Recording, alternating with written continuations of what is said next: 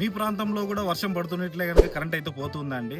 నేను కూడా కరెంట్ పోతుంది తిట్టుకునేవాడిని చిన్నప్పుడంతా. ఇప్పుడు ఈ కరెంట్ డిపార్ట్మెంట్లో వర్క్ చేస్తున్నప్పుడు అయితే తెలుస్తుంది దాని ఇంటర్నల్గా ఏం జరుగుతుంది అనేసి. ఇక్కడైతే కనుక రాత్రి వర్షం పడినప్పుడు కరెంట్ అయితే పోయిందండి.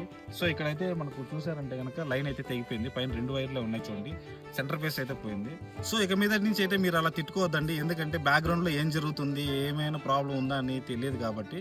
సో అలా ఏమైనా తెలుసుకోవాలంటే కనుక మీ లైన్ మ్యాన్ కానీ మీ సబ్ స్టేషన్లో ఉన్న ఆపరేటర్ కానీ ఫోన్ చేసి అడిగితే కనుక వాళ్ళు క్లారిటీ ఇస్తారు. సో ఇప్పుడైతే మాకైతే లైన్ అయితే కట్ అయిపోయిందండి. ఈ లైన్ కట్ అయిపోయిన దాన్ని అయితే మేము రీస్టింగ్ చేయాలి. ఇప్పుడు రీస్టింగ్ చేసి మళ్ళీ మేమైతే కనుక యథావిధంగా సప్లై ఇచ్చేస్తామండి. మరి రండి,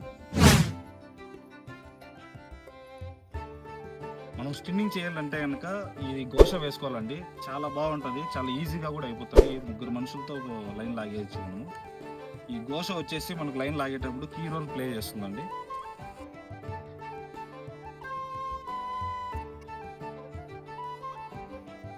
కట్ కండక్టర్ని అయితే రీస్టింగ్ చేసామండి. మా వర్క్ వీడియోస్ మీకు నచ్చినట్లయితే తప్పకుండా సబ్స్క్రైబ్ చేసి ఫాలో చేయండి. రేపటి కొత్త వీడియోతో మీ ముందుకైతే వస్తాను.